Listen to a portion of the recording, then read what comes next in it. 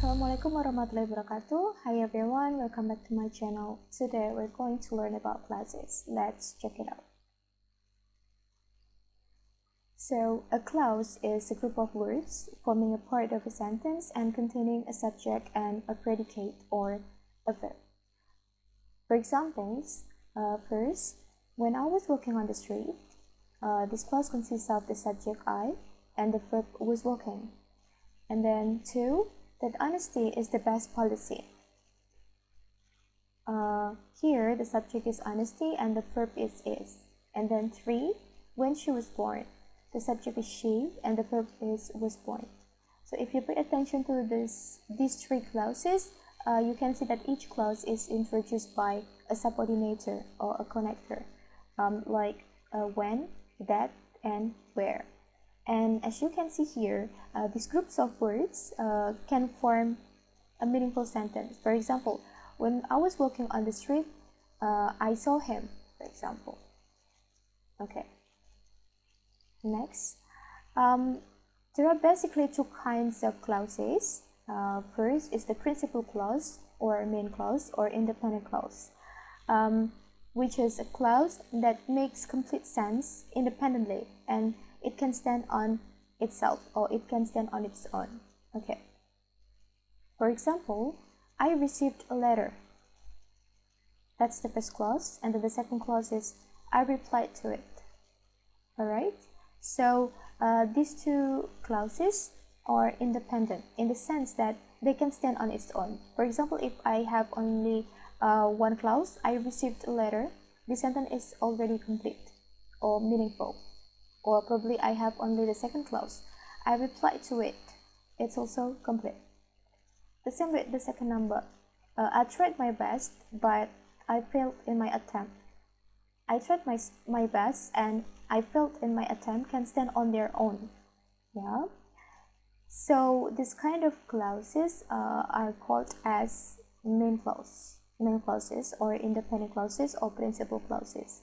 And usually they are connected with coordinate conjunctions, fanboys, the ones we discussed before, like for, and, nor, but, or, yet, and so.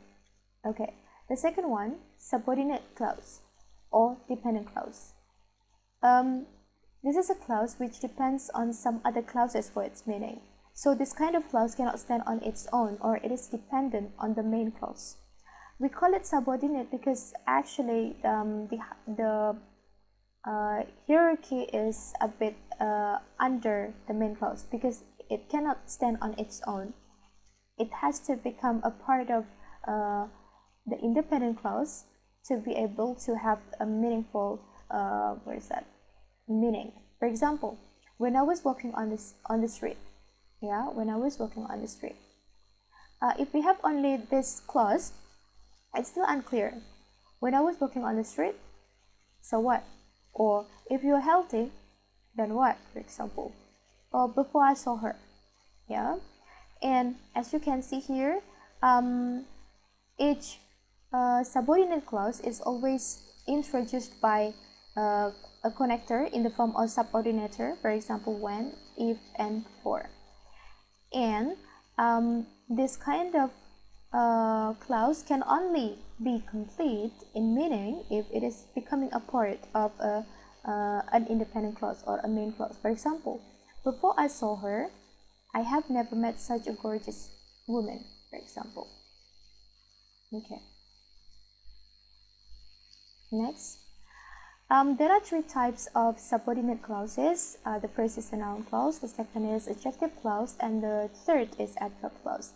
Let's discuss them one by one. Yeah, the first is a noun clause. Noun clause is a group of words that contains a subject and predicate of its own and function as a noun. Or in other words, we can say that a noun clause is actually a clause which functions as a noun, right? So because it functions as a noun, so it can exist where the noun can exist. For example, it can be a subject of the sentence, it can be an object of the sentence, it can be an object of preposition, it can be an opposition, and it can also be the complement of the incomplete verb. Okay, so the first example, I know that she is a teacher in the school. So that she is a teacher here is a noun clause. Yeah, it is started with a connector, or we can say subordinator, that's also fine.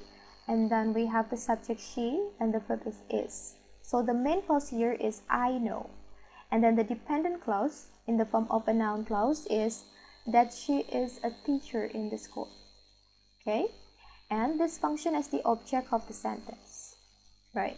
In the second sentence, we have the example of a noun clause, but in the sentence, it functions as the subject of the sentence. Okay, for example, what I like the most in her is her modesty. So the main clause here is her modesty, blah blah blah is her modesty. And here, the noun clause becomes the subject. So it appears in the beginning of the sentence. What I like the most in her, something like that. So it consists of the connector what, and then the subject I, and the verb like. Okay. What you need to be careful here is that when it becomes the subject, when a noun clause becomes the subject of the sentence, then the construction will be connector, subject, and verb, and then directly goes to the verb of the main clause. Okay, you don't need another subject because the noun clause itself is already the subject of the sentence.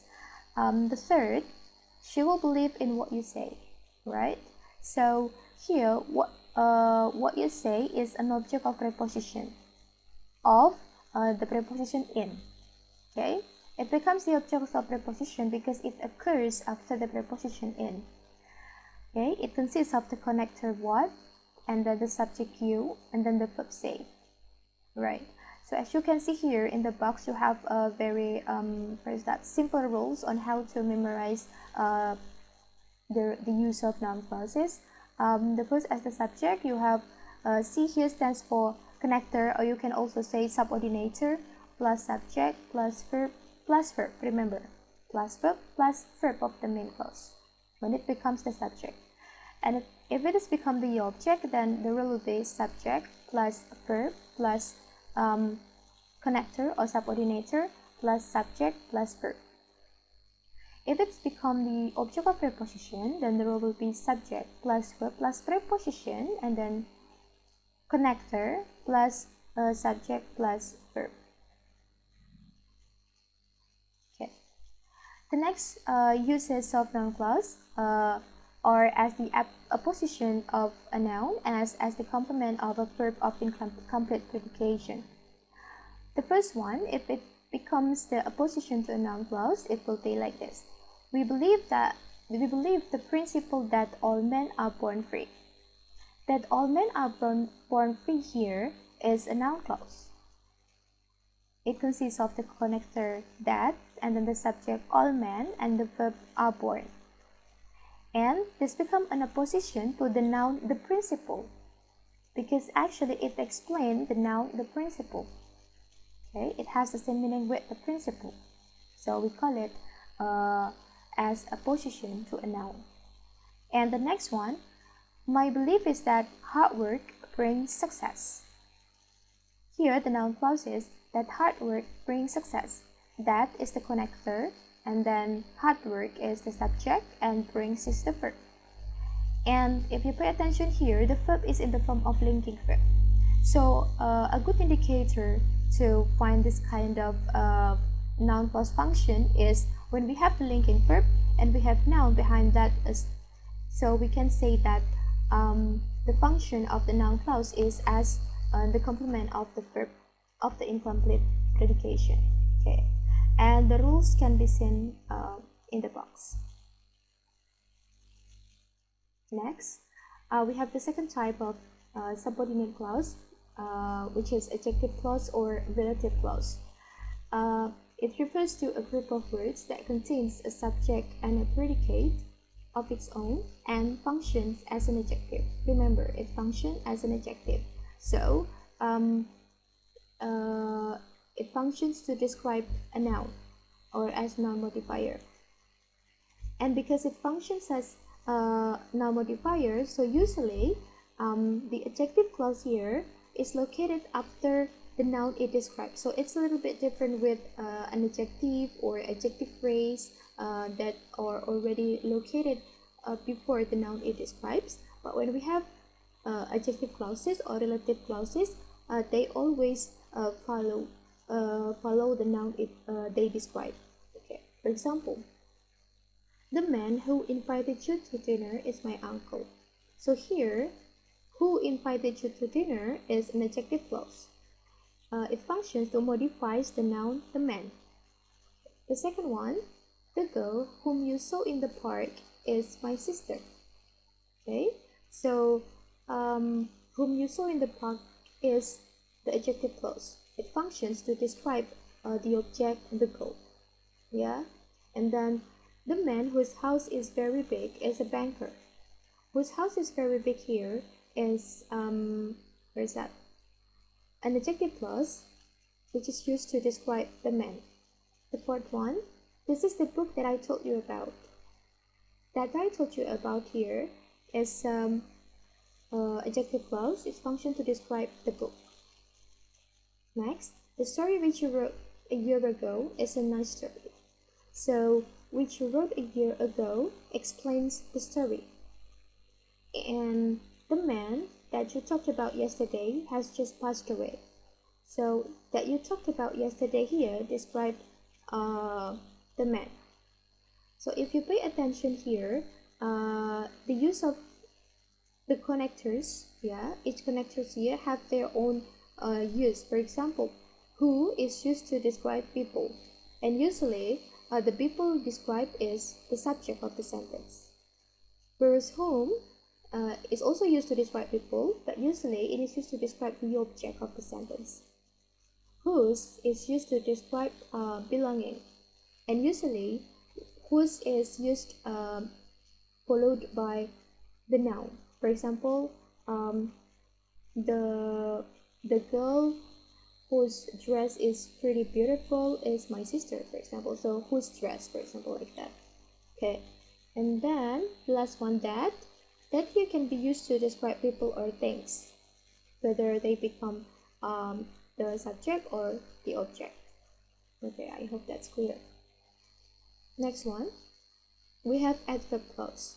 So adverb clause is a group of words that contains a subject and predicate of its own and function as an adverb. So we can say that an adverb clause is actually a clause functioning as an adverb.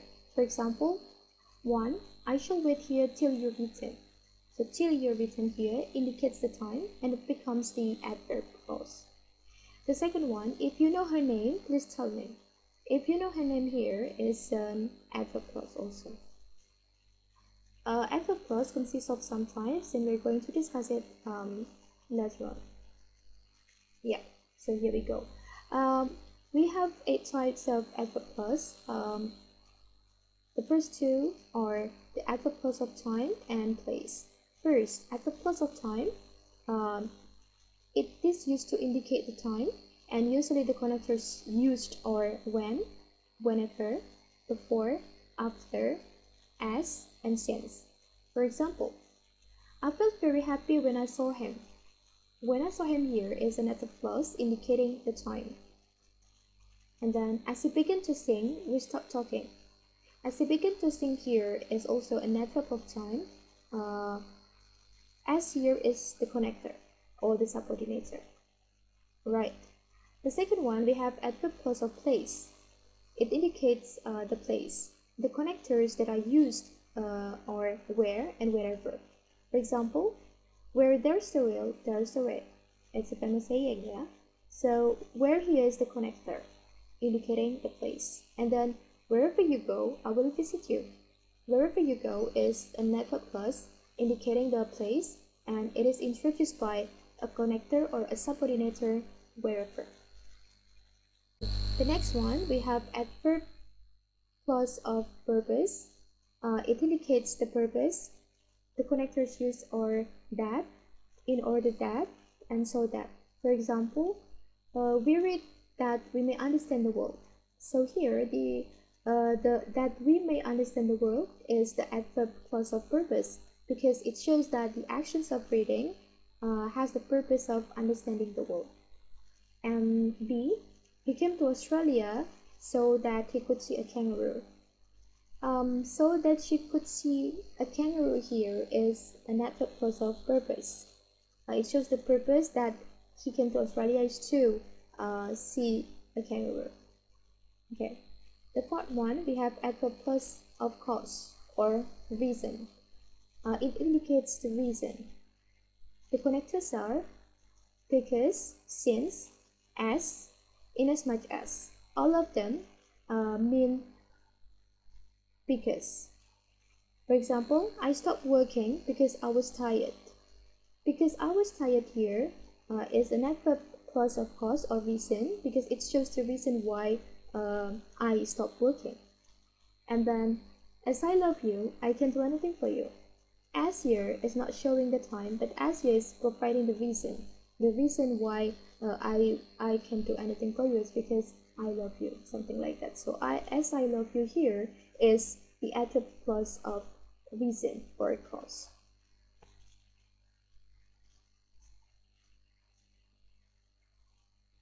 Next one, we have adverb clause of conditions. The most common connectors used are if, unless, whether, and provided that. Provided that has the same meaning with if. For example, if you help me, I will be happy.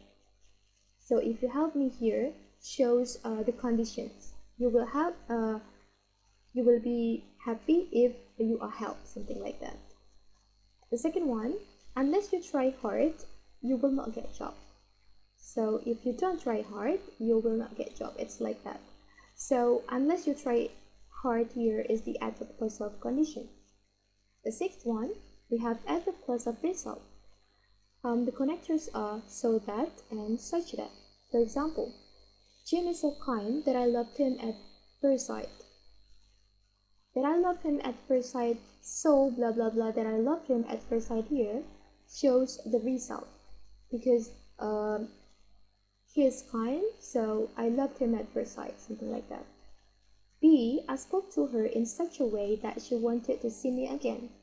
So here, she wanted to see me again, that she wanted to see me again is the adverb clause of result, because it shows the result of speaking in such a way. Yeah, the seventh one, we have adverb clause of comparison.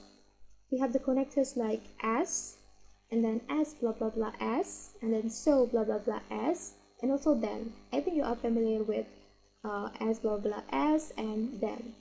For example, Jane is as beautiful as Mary. So here, as beautiful as Mary is the adverb clause of comparison, because it is used to compare Jane and Mary. And the use of as shows that they have the same quality, meaning that Jane is beautiful and Mary is also beautiful. And then B, she was happier than I imagined. Than I imagined here is also showing adverb clause of comparison. Usually, then here is used to show or to indicate the comparison. Okay. The last one, we have adverb clause of supposition or concession. It is used to express supposition or concession, or even showing the contrast, like though, although, and whereas. For example, though she's clever, she is not proud. Though she's clever here is the adverb clause of supposition. Mary is kind, whereas Jane is impolite. Whereas Jane is impolite here is also the adverb clause of supposition or concession. Okay, well, I think that's all for today. Thank you so much for listening to my explanations, and I hope my explanation is clear. If you have any questions, please do not hesitate to write any comment below this video, and don't forget to leave a like and subscribe my channel. Thank you so much. Wassalamualaikum warahmatullahi wabarakatuh.